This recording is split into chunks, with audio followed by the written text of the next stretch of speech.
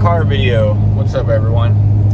If you're asking what do you mean there's only this one, I accidentally deleted the one when I was on my way to the skirmish. So oops on that. When I uploaded the last video, it showed I had a video in the queue uploading, and I was like, oh, that's already posted. I deleted it, and it deleted it off the channel. So I do not have a record of it, so I couldn't re-upload it, so sorry about that. But this basically touches on the same thing that I was talking about 2 weeks ago. So this week's video is basically kind of covering the same thing. I don't know if anybody's seen it. It's kind of, I guess, a response to Rudy's video. But, you know, I don't think he's wrong. That's what I was saying, you know, in the video that's deleted.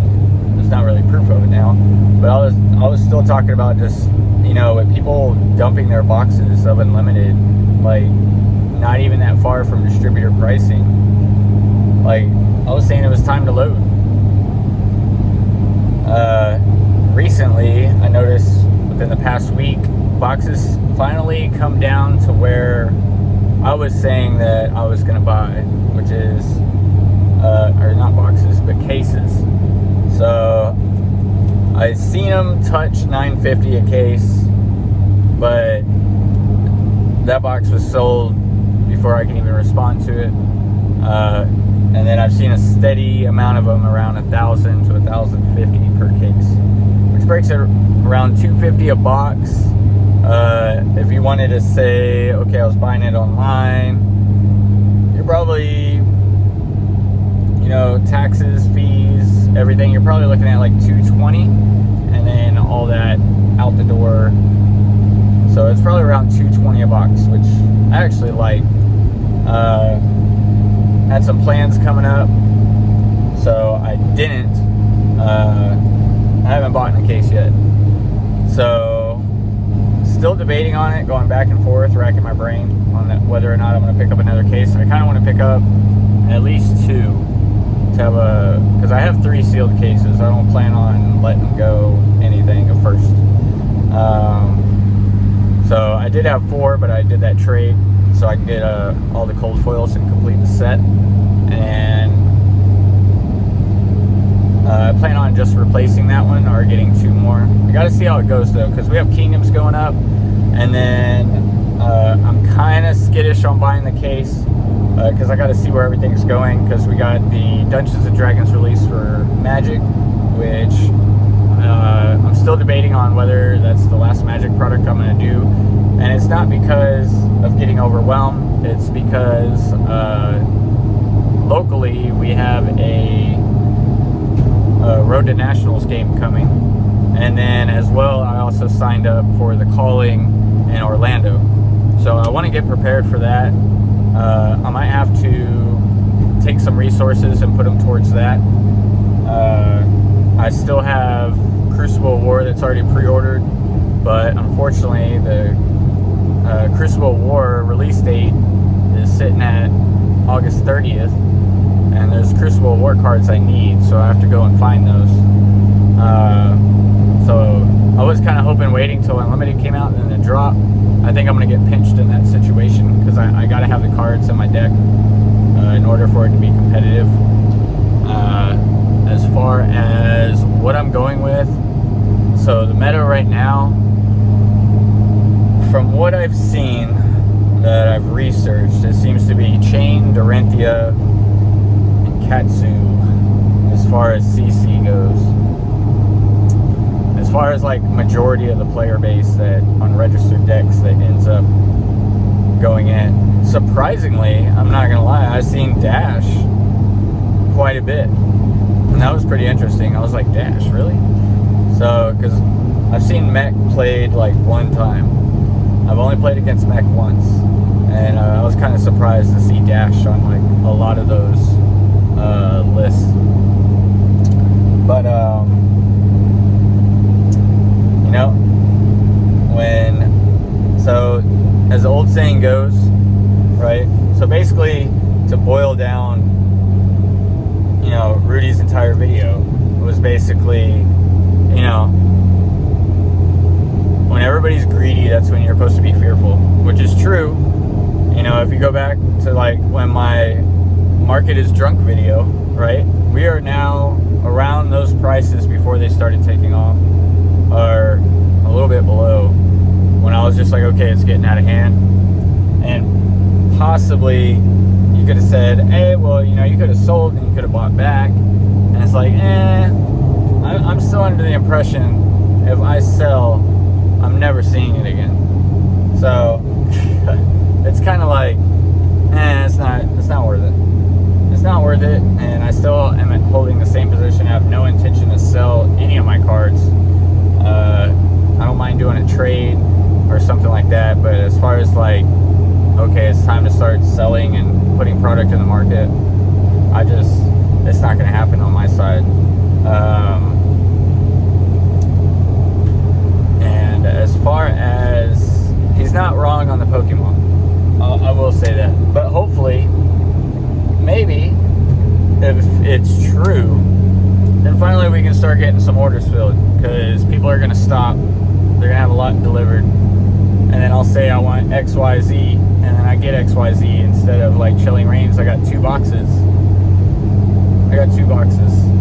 So,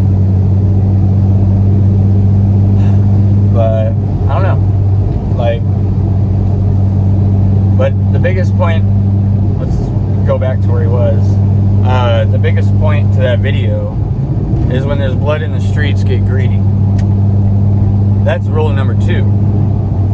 And right now, because people went out and over leveraged themselves, unfortunately, I set that precedent a long time ago, just from like trading and everything. You never trade on margin and everything like that. I see it as the same thing. You know, I understand it's risk reward, but all it takes is like how it flipped. Everybody saw easy money. A lot of people jumped in, and now a lot of people are going to get screwed because they didn't have the capital to withstand any type of wind turn or anything. They were just like, look, you just buy it and sell it. Yeah, I got it, you know. But the appreciation in the product in the long term, I think that's still the way to go. Now, if I can supply product for people that want it, then that's fine. I'm curious to see how Kingdoms comes out. I still see people trying to sell Kingdoms pre-orders for like $500 a box or $400 a box. I'm still not with it. So, I don't know. I have 3 cases of Kingdoms that are, I want to say, locked and secured. I've been looking, haven't seen anything popping up. I want to try to hold at like maybe 200, but if I pay 200 a box, I'm not opening. And I want some to open, just like I did with Monarch. You know, I had those 6 boxes I opened. I want to try to get to 8 as far as Kingdoms go. I want to try to get 8 boxes that I can open for the channel. And then as far as next week, hopefully I got a special video plan. That's what I'm hoping on. I have an idea for it. So it's not only have I been investing in cards, I also invest in comic books. So hopefully I will be able to show that off. I don't know yet though. But that's my plan for next week's video. But yeah, like right now is the time to keep buying. Like, if you're looking 5-10 years down the road, yeah, it's like, well, wait, you know, you can even, I'll use myself as an example. Let's just use myself, right? So we got in early, then prices went insane, and I was like, this is insane. Prices go down again. Prices go down again. So there's a lot of people out there, like, maybe they're break even, maybe, you know, they're a little under, and they're like, okay, you know, I'm getting out. Like, if you look at value-wise, if you want to attach numbers to it, like, it's possible that with this downturn, I probably lost like 60, 70K in value. But it still doesn't bother me because I don't see it that way, right? Like, if I go, oh, I could have sold it at this price, it's just like the stock market, right? Like, you can stare at it all day, and all you're going to do is drive yourself nuts. Because I know what my intern goal is, and when it reaches that goal, or that point, then that's when I plan to sell. I put a time limit on it, I didn't put a price limit. Because I have faith in the game, and I think it will withstand the test of time over. But I don't know, we'll see. Because when we do these road to nationals, hopefully we can qualify. That'd be awesome. So that would be very awesome.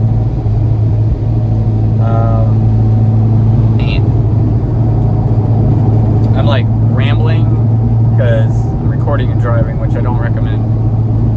But got a pretty good distance trip, and then it's just a straight line for like 50 miles. So I'm like, you know what? Just knock out a video real quick.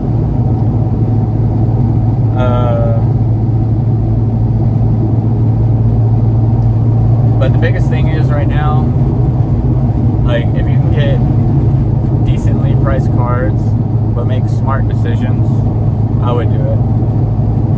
Like, even though prices are tanking, there's some that are holding, right? Like in Light and Strike, it's not going anywhere. It's still a high demanded card. People put them up for sale and they're gone. Art of War is starting to become one of those cards because of Chain. And you also have Command and Conquer from Arc. So there's a possibility that Arc may start catching up with Welcome to Wrath, because they have the same print run amount, but you know, since it's the second set, it's looked at differently. But if you know there's more value in those cards, then you're going to get a higher price. So I don't know. I still see in the long term, like a couple years out, like when Unlimited's not printing anymore, people still want to get a hold of these cards. These cards are still holding at like $50, $100. You can't tell me that a booster box isn't going to be like anywhere from like $200 a box. Like, but you shouldn't be in a rush. You got to understand you can't be in that rush that, okay, I bought it for 60 and 3 months from now we're going to turn around and sell it for 200. It's not what it's about, you know. Everything has to take place over time. You have to let it build, the demand, everything. But when you can get it at the lowest price,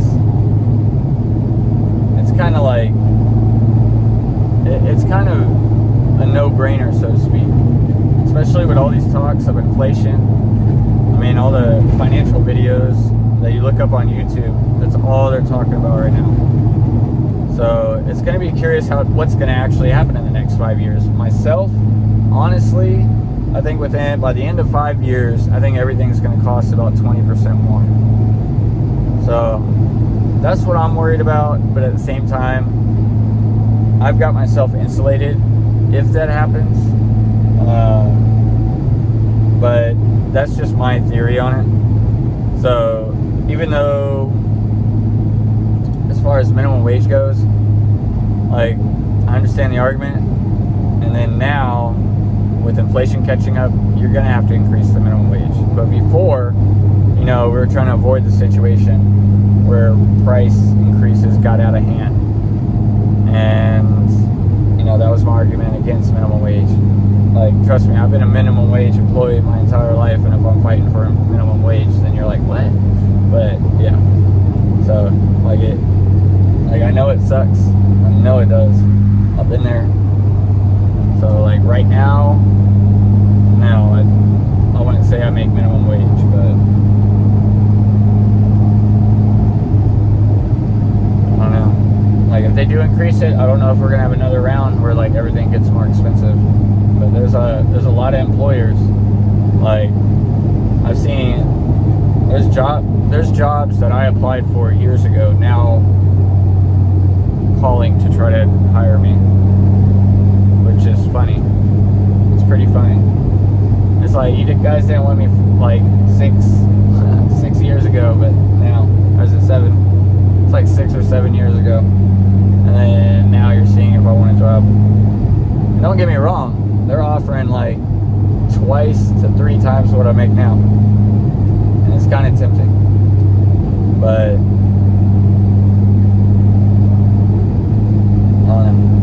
I don't think it's time yet. I still don't think it's time, and I have a different view of what I want to do in the future. So I don't feel like joining the wage cage. You know, I don't know. But maybe I'll look back and I'll say it's a wrong decision. Who knows? But all I want to say at this video is, you know, Rudy's not wrong when he's talking about like now would be the time to buy. I don't think it's bullshit. I don't think he's trying to like pump it. But at the same time,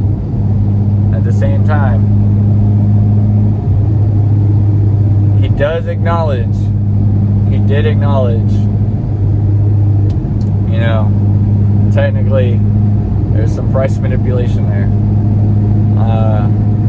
And the only thing I'm saying about that is, like, he's not lying. If you look through the history and like where everybody had their boxes, and whenever Rudy came out and said, hey, I believe Monarch is $1,000 a box, there's a lot of people that put it at $1,000 a box and was like, okay, I'm just gonna mark it here and wait till it sells. And then it went the opposite direction.